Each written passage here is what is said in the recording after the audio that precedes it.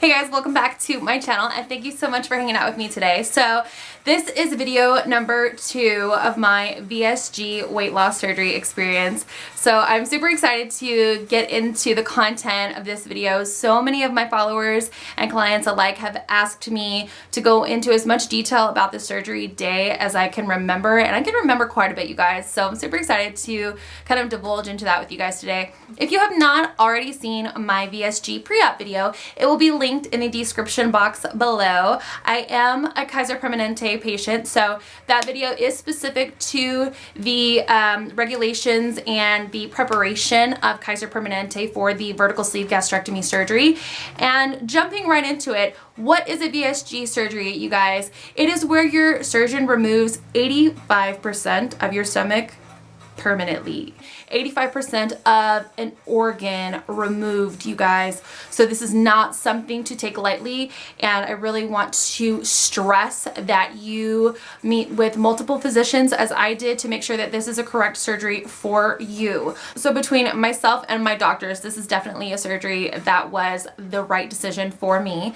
So moving forward, you guys, the night before surgery, I want to touch on this a little bit because a lot of people have questions about the actual 24-hour preparation. So what I was made to do was have 2 showers the night before surgery and the morning of surgery, using a specific soap that will help sterilize the body and help get it ready in these specific areas that are going to be cut. You want to make sure that they are as clean as possible, ready for surgery. So you should be given a specific body wash from either your nurse or the hospital staff when you check in 24 hours before your surgery. 24 hours before surgery, I was made to be on a liquid diet, an all liquid diet, you guys, because you definitely want to make sure that your stomach is empty before surgery. You will also be given a liquid laxative, usually magnesium citrate, and you will be given that the night before to make sure your body's cleaned out, ready to go for surgery.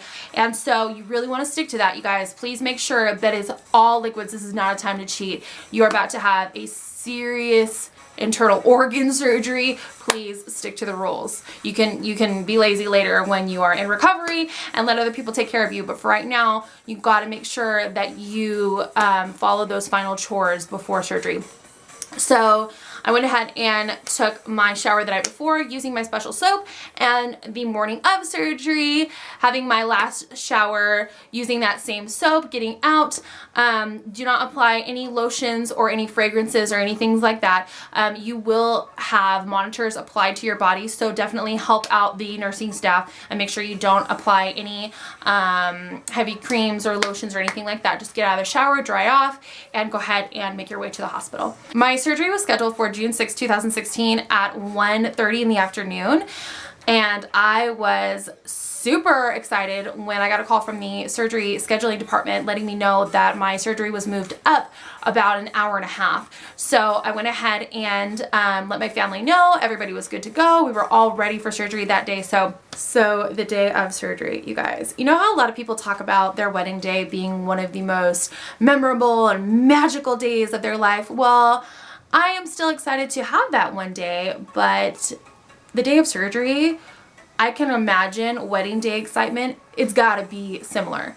I was ecstatic, you guys. I woke up and I spent a little bit of time in my Bible and a little bit of time with the Lord just praying before the surgery. You guys, this is an internal organ surgery. It's a big deal, but I have never been more excited for anything in my life. You guys, my life is about to change drastically. Wow, look at me I'm getting a little emotional just sitting here thinking about my excitement just between like me and God. Like that conversation I had before I went to the hospital was so intimate, you guys, and I had never been more ready for anything in my entire life, because I knew that I had the right doctors taking care of me. I knew that I had the right nursing staff taking care of me, and that this decision was the right decision. So moving forward, I check in with Inland Valley Medical Center and go to the surgery department, where I check in there and go ahead and got in my gown and had my first IV inserted. And I met with my surgeon one last time, my anesthesiologist, going over all of my paperwork, making sure I was the right patient, it was the right procedure, and signing the final documents before surgery. At this point, I was given a relaxing medication via IV just to kind of help my body relax and wind down. At this point, I am literally just like, roll me in, roll me in. It's okay. It's okay. I won't feel anything. Like, just knock me out.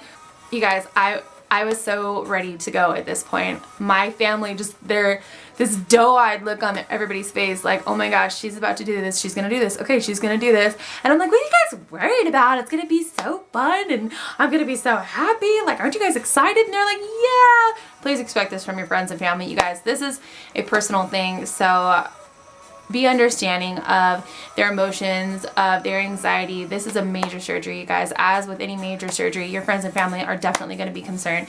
So try and be as empathetic as you can for them, but definitely be excited. Definitely be excited. So I remember them saying, it is time to go. Are you ready? Are you excited? And I just started to cry. I'm going to start crying now because I am still so happy.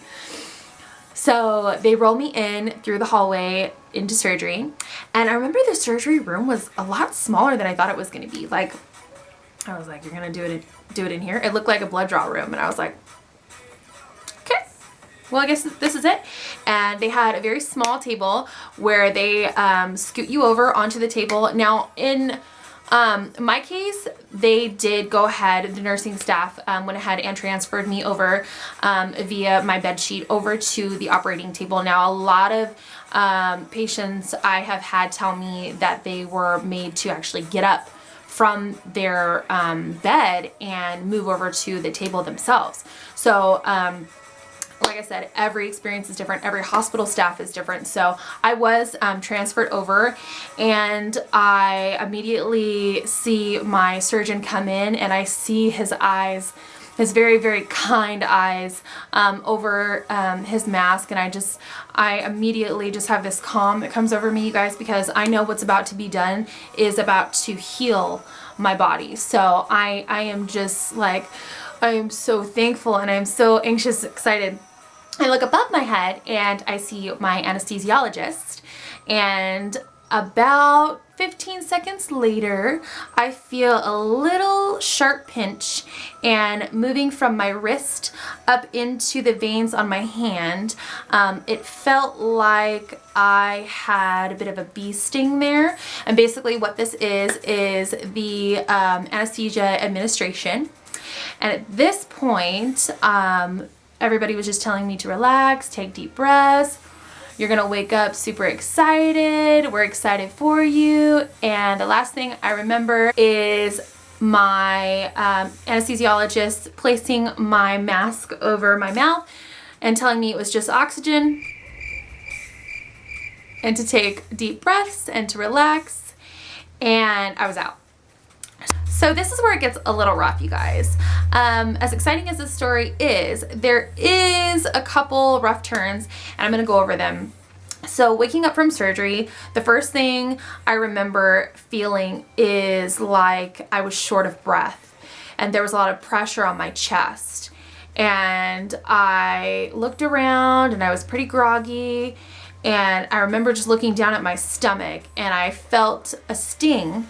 I felt a sting there, but I didn't feel any major pain. But my concern was my breathing. My respirations were really, really low. I knew that I needed to go ahead and speak to my nurse and see what we can do about that. So before I can say anything, my nurse was so awesome. She was so observant. She had seen me kind of favor my chest a little bit and my breathing, and she went ahead and let me know that she was going to take care of that for me and administer some different pain medications and another relaxation medication. And she let me know that I had been administered fentanyl prior, so she switched it over to Dilaudid. Don't be surprised if you are administered these medications in the hospital, as they are common for the surgery. But the respiratory depression that I had felt wasn't something I was comfortable with. So about 2 or 3 minutes later, I felt the effects of the new medication and started drifting off to sleep. I was woken up about 20 minutes later by my nursing staff, letting me know that it was time for me to be rolled into my private room.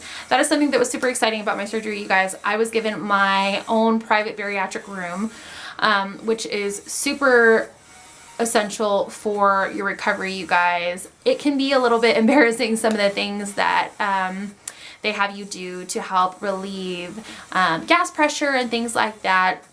With any abdominal surgery, you know, this is something that's normal. So they do have to blow up the abdominal cavity with a certain amount of air to get in there and really see what they're doing.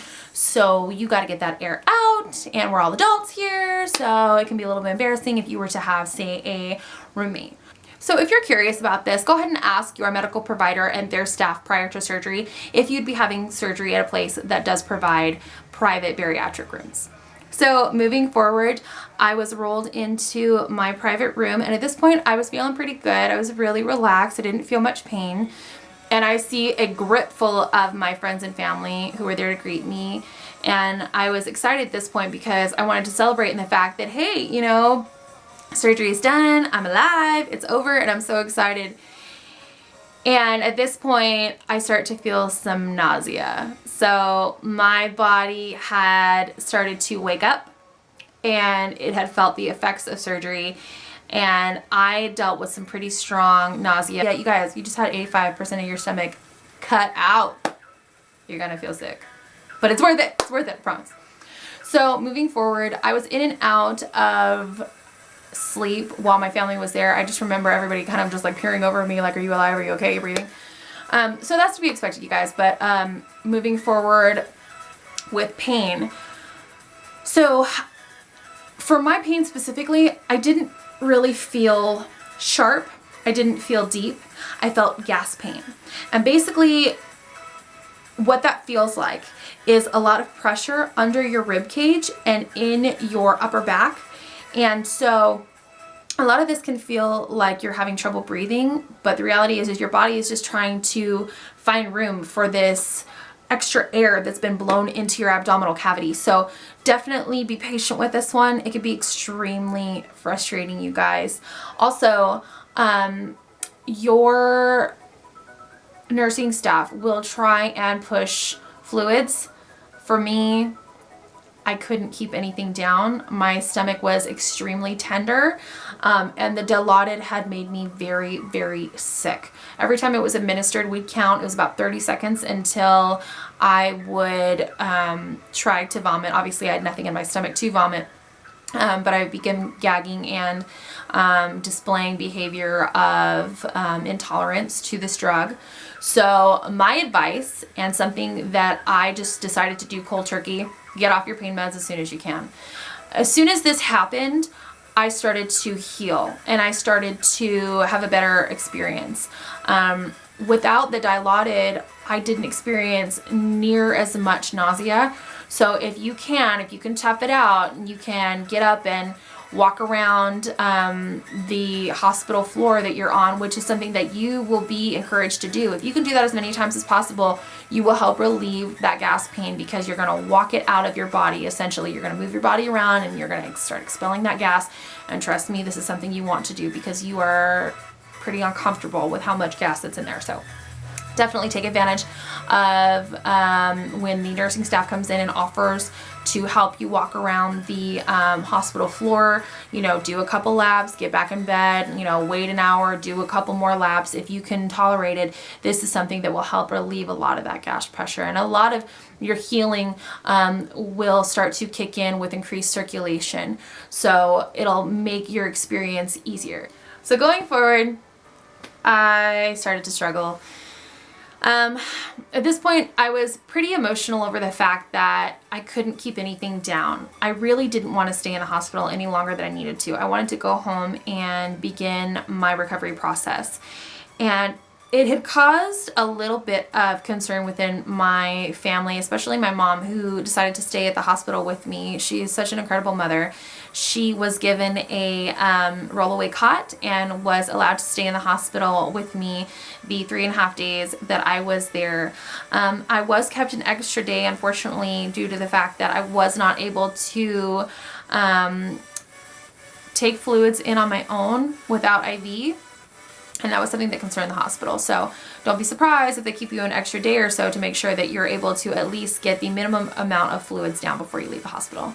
So moving forward, upon discharge out of the hospital, I had to get a certain amount of fluids down. And I think it was about 4 med cups that, say, for someone who doesn't know, the cups that you get on liquid Tylenol, about 4 of those had to be consumed within about a 3-hour time frame. And that to me was a lot. That was a lot. It was very uncomfortable, and it wasn't painful, you guys. I was just sick. I was just so sick. To me, anything that was touching my stomach just wanted to come right back up. So at this point, I was really, really looking forward to going home. So I went ahead and just pushed past it, pushed through it. Even if I did vomit a time or two, it was something where it became mind over matter. I wanted to go home. So I was excited when my doctor came in that afternoon and let me know that it was time to go home and that he was comfortable releasing me into my family's care. So I was discharged with several nausea and pain medications to take home, but they were liquid. So fortunately for me, I didn't end up having to take any pain medication when I got home, but the hydration battle began. So my doctor wanted me to consume 64 ounces of water every single day the first week of recovery.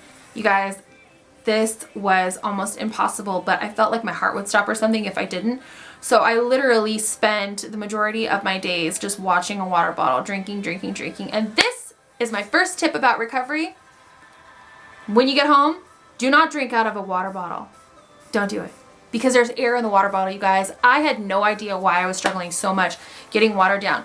Please use a cup and drink off the side of the cup. No straws, no water bottles. You guys, this should help out immensely. For me, it was all trial and error. And looking back, I'm like, why didn't you just use it? Just use a cup? I have no idea. I have no idea. Maybe I thought it was easier to measure by having water bottles, you guys, but definitely do yourself a favor. Drink off the side of a cup and measure your ounces that way. Don't drink out of a water bottle. It will really help keep the air out of your new pouch, and you'll hopefully be a lot more comfortable. So if you have any further questions about my surgery day, feel free to, again, leave them in the comment section below, and I'll be sure to answer them as fast as possible. Look forward to my next video, which is all about my 2-week recovery, you guys. The worst part of this whole process is the first and second week of recovery, and we're going to go through how I got through it and my tips and tricks to make this an easier transition for you guys. Thank you so much for watching, and I'll see you next time.